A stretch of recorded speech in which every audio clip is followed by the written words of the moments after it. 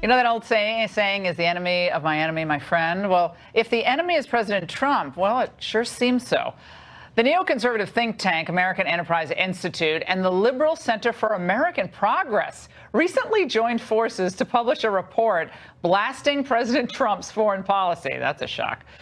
You heard that right. President Trump has both sides of the swamp so riled up, they're now collaborating. Joining me now for reaction, Glenn Greenwald, a journalist at the website Intercept, who's written about the recent alliance between the Bush-era neocons and liberals. Glenn, it's good to see you tonight.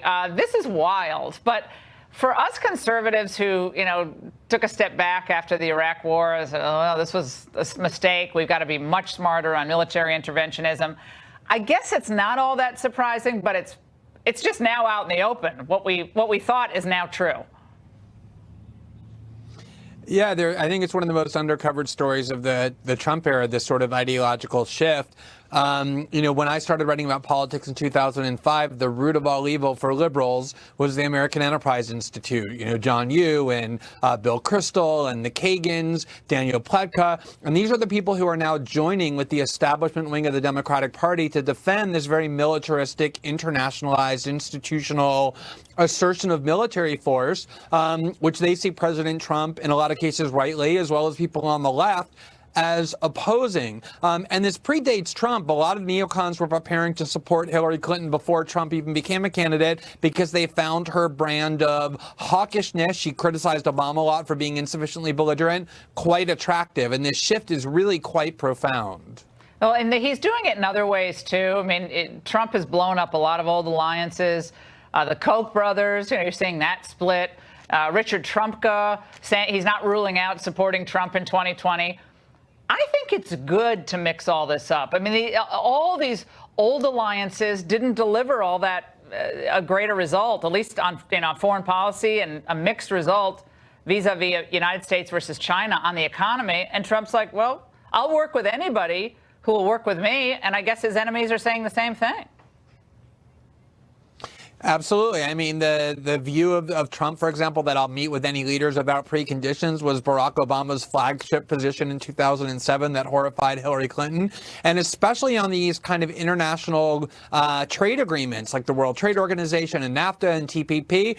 Opposition to those, which has become Trump policy, was orthodoxy on the left for a long time. And that, too, is driving the establishment wings of the Republican and Democratic parties crazy because they're financed by the same banking interests, the same corporate interests that love these globalized industries that have been terrible for the American worker, but great for American hedge funds and banks. And that, too, is causing a remarkable shift in a lot of coalitions that I think will endure long after Trump is gone.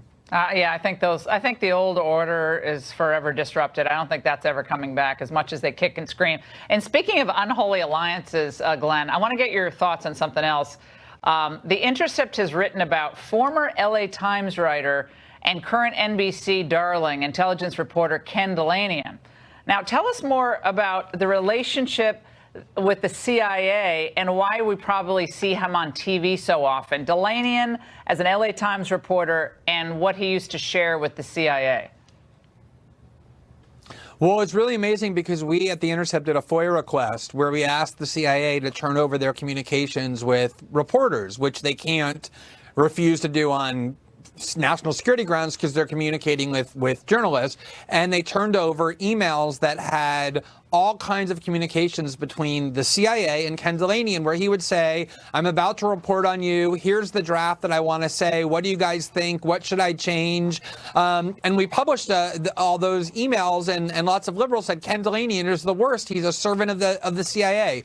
He got kind of pushed out of the LA Times, but ever since then, he's kind of fell up the ladder, and he's now the star reporter at the MSNBC and NBC, where that's all he does is just blindly and mindlessly repeats what the CIA tells him to say. He gives them anonymity, and he's essentially their puppet and their mouthpiece, and that's called journalism over at MSNBC. No, but he's an expert. I mean, they hold him out as a real expert on Brennan, Clapper, the whole crowd. And so he speaks with authority because he covered it for that much time. But until you did that FOIA request, I don't think no one knew the backstory. Yeah, I mean, I think American journalism in general, for a long time, it's been a critique of mine going back to the Bush years, has been far too deferential to these intelligence operatives who operate in the dark. They give them anonymity. That was why we got the Iraq War.